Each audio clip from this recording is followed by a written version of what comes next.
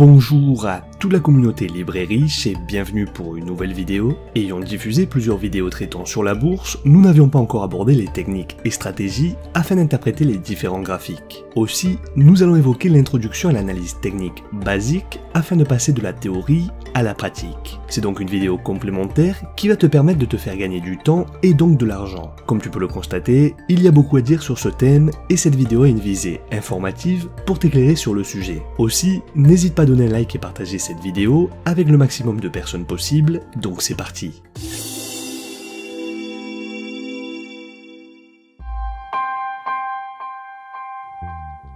Les graphiques boursiers sont partout, dans nos journaux comme sur internet, impossible de les ignorer. Il est vrai que la représentation visuelle de l'historique du cours d'une action est de loin la plus parlante. On peut lire sur un graphique le passé de la société, ses hauts et ses bas. De plus, bien souvent, il est rassurant d'observer la courbe de l'action avant de prendre une décision.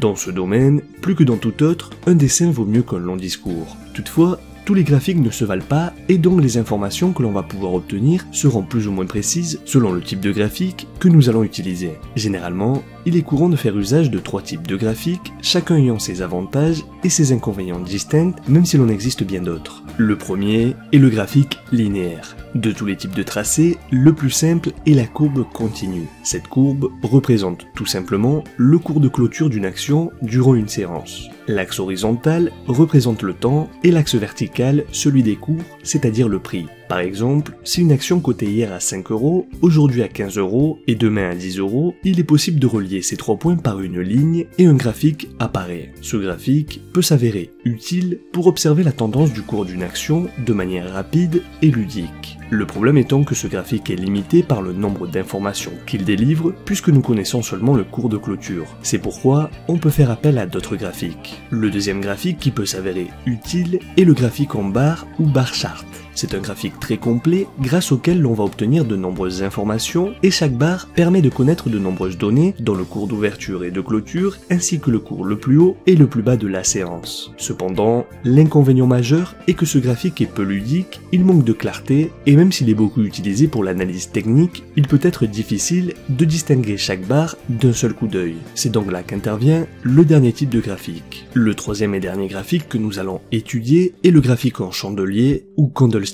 Ce graphique nous vient tout droit du Japon au cours du XVIIIe siècle. Il était utilisé pour noter les prix du riz, puis transposé au marché financier et est de plus en plus utilisé car extrêmement pratique. Ce qui est utile de ce type de représentation, c'est que l'on va reconnaître d'un seul coup d'œil si durant une séance, le cours est monté ou descendu grâce aux couleurs. La bougie verte représente une bougie haussière et la rouge une baissière. Elles sont également parfois représentées en noir et blanc. Autrement dit, le corps de chaque bougie va nous donner 2 premières informations qui vont dépendre de la couleur de celle-ci, puisque s'il s'agit d'une bougie verte, une bougie haussière, la partie inférieure du corps nous indique le cours d'ouverture, tandis que la partie supérieure, le cours de clôture. En revanche, s'il s'agit d'une bougie rouge, d'une bougie baissière, la partie supérieure indique le cours d'ouverture, tandis que la partie inférieure indique le cours de fermeture. De plus, comme tu peux le voir, de petites mèches apparaissent et quelle que soit la bougie, elle nous indique pour la mèche supérieure le cours le plus haut, alors que la mèche inférieure représente le cours le plus bas. Par conséquent, ces bougies nous transmettent des informations indispensables lorsqu'il s'agit d'analyser un graphique et l'on va pouvoir identifier des figures, nous permettant ainsi d'anticiper de manière plus ou moins certaine la direction du cours. Bien évidemment, il existe d'autres types de graphiques tels que le Enkinashi, Hollow Candles, Renko, Kaji, etc., etc. Chaque graphique permet de mettre en place une stratégie spécifique et si cela t'intéresse, nous pourrions faire une vidéo complémentaire pour chacun d'eux. Toutefois, aujourd'hui, nous allons nous consacrer exclusivement aux graphiques en chandelier.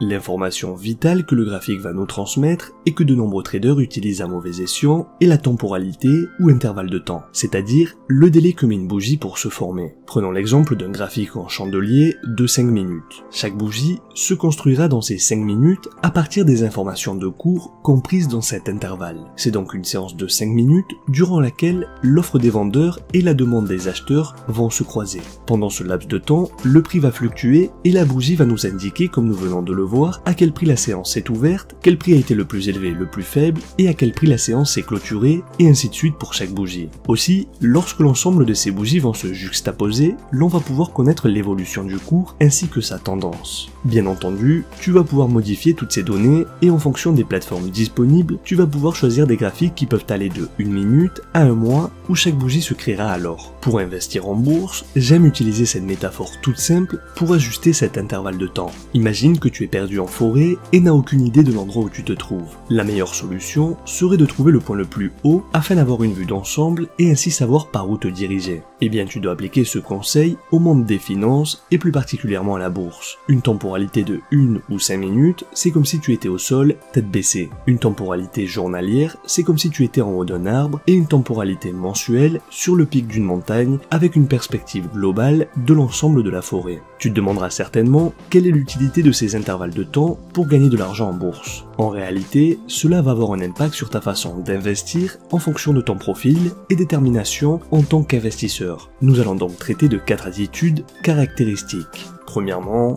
le trading de position et le value investing. Ce sont des investisseurs qui vont utiliser essentiellement les graphiques journaliers et mensuels et voire même parfois ne pas les utiliser du tout, notamment comme dans le cas du value investing, tout comme le fait Warren Buffett, puisqu'il va s'agir d'investissements à long terme qui vont donc prioriser l'analyse fondamentale. Ce sont des traders qui maintiennent des positions ouvertes sur des périodes de temps prolongées qui peuvent s'étendre sur plusieurs mois, voire même plusieurs années, et le capital initial sera généralement élevé, voire très élevé. Deuxièmement, le swing trading. Dans ce cas, le trader procède entre le trading à long terme et le day trading. Il s'agit d'opérations qui peuvent durer plusieurs jours ou semaines. Il s'agit de moyen terme et souvent le style est proche du trend trading, c'est-à-dire ouvrir des positions en suivant la tendance des cours. Les graphiques les plus utilisés ici sont les graphiques horaires et journaliers, et ensuite, si l'on souhaite investir à plus long terme ou avoir une vision d'ensemble, on va pouvoir utiliser les graphiques hebdomadaires et mensuels. Troisièmement, le day trading. Comme son nom l'indique, il s'agit d'ouvrir des positions et les clôturer le même jour en utilisant l'effet de levier et en cherchant à tirer parti de la volatilité des marchés. Ici, les graphiques les plus adaptés seront ceux de 5 minutes, 15 et voire même 30 minutes maximum. Enfin, et pour terminer, le scalping. Ce sont des traders qui ouvrent des positions et les referment presque aussitôt. On parle en termes de secondes ou minutes. Oui, tu as bien entendu, des opérations qui ne durent que quelques secondes en profitant de la volatilité des marchés. Aussi, ils utilisent des graphiques avec une temporalité extrêmement courte de 1 à 5 minutes maximum. Nous avons abordé rapidement 4 profils d'investisseurs et graphiques qui s'y rattachent. Bien évidemment, nous pourrions y dédier une vidéo plus détaillée afin de te présenter toutes les différentes stratégies, les profils et capital nécessaires. Aussi, si ce sujet de vidéo t'intéresse, n'hésite pas à nous en faire part dans les commentaires et nous ferons en sorte de satisfaire tes attentes. Lorsque l'on aborde ce chapitre, il est inévitablement associé au nom de Charles-Henry Dow, qui n'est autre que le père de l'analyse technique moderne. Fondateur du journal économique The Wall Street Journal, il est le créateur de la société d'information boursière Dow Jones, qui est l'un des plus importants indices au monde, et aussi le plus vieux, le Dow Jones Industrial Average, composé de 30 entreprises telles que Apple, Coca-Cola, McDonald's ou encore Nike. Charles-Henry Dow a constaté lorsqu'il analysait les graphiques journaliers et les prix de clôture que le prix des actions évoluait par impulsion, c'est-à-dire que le prix n'évolue non pas de manière aléatoire, mais en suivant un modèle, une tendance qui se divise de 3 façons possibles. Effectivement, comme tu peux le voir à l'écran, le graphique suit clairement une tendance haussière, le prix monte. En revanche, sur celui-ci, la tendance est baissière, le prix chute. Enfin, sur celui-ci, le prix ne semble pas avoir de tendance ni à la hausse ni à la baisse. C'est donc ce que l'on appelle une tendance latérale ou non directionnelle. Il existe donc 3 types de tendances, la haussière lorsque les prix montent, la baissière lorsque les prix baissent et la latérale lorsque les prix stagnent ou montent et baissent mais en respectant un couloir latéral. Ces 3 concepts sont le b.a.-ba de l'analyse graphique. Toutefois, il existe de nombreux autres concepts, puisqu'à l'intérieur de ces 3 tendances, il peut également exister des tendances latérales, baissières, etc., en fonction notamment de la durée de la tendance, c'est-à-dire à court, moyen ou long terme. Il est évident que ce thème est vaste et que pour un néophyte, connaître ces 3 types de tendances est un bon début. Aussi, elles vont être déterminantes, par exemple pour prendre des décisions de vente ou d'achat. En effet, cela n'aurait pas de sens d'acheter si le cours du marché suit une tendance baissière, puisque synonyme de perte d'argent. d'argent. Si tu achètes pour 100 € et le prix chute à 90 €, alors tu aurais perdu 10 €. De la même manière, si tu vends pour 90 € alors que le prix monte à 100 €, tu aurais perdu 10 € puisque le marché suit une tendance haussière. De ce fait, indépendamment de la temporalité du graphique que nous utilisons, il est nécessaire de vérifier la tendance du cours et dans la mesure du possible s'y référer. Évidemment, il existe des stratégies contre-tendance, c'est-à-dire consistant à aller contre elles, et des systèmes plus sophistiqués et plus risqués. Mais comme indiqué précédemment, cette vidéo a un but informatif. Bien, maintenant que tu connais les types de graphiques te permettant d'obtenir de nombreuses informations sur les cours, que tu sais que la temporalité est importante afin d'adapter les graphiques à chaque profil d'investisseur pour avoir une vision d'ensemble du marché et que ces mêmes marchés suivent 3 types de tendances, il nous faut évoquer un point fondamental afin de parfaire ta formation, les supports et les résistances. Comme nous venons de le voir, conformément à la théorie de Dow, les prix fluctuent selon les tendances haussières, baissières et latérales. Cependant, si tu regardes bien le graphique, le prix, même s'il suit une tendance, n'évolue pas de manière linéaire. Il évolue en zigzag, comme s'il rebondissait contre des points invisibles, formant ainsi le cours d'une action. Et bien tous ces rebonds sont aussi connus comme support et résistance. C'est un concept fondamental lorsqu'il s'agit de parler d'analyse technique afin d'investir en bourse. Comme tu le vois actuellement à l'écran, voici le graphique mensuel du CAC 40. Ici, il s'agit d'une résistance qui peut être interprétée comme un toit invisible. Lorsque la cotation touche cette limite, le toit résiste au prix et le cours va être tiré vers le bas. Aussi, chaque fois que le prix va se rapprocher de cette résistance, on pourra considérer que c'est le moment de vendre puisque le cours va très certainement baisser. Il s'agit donc d'un signal de vente. A l'inverse, un support peut être interprété comme un sol invisible sur lequel le prix va rebondir comme un ballon et le sol supporte le prix. Donc dans ce cas, les investisseurs estiment qu'il est temps d'acheter puisque le prix est bas et va monter. Il s'agit donc d'un signal d'achat. Pour aller plus loin, les supports et résistances peuvent également suivre une tendance. Dans ce cas-là, on mélange tendance haussière ou baissière ainsi que support et résistance comme tu peux le voir et dès lors, des genres de couloirs se forment.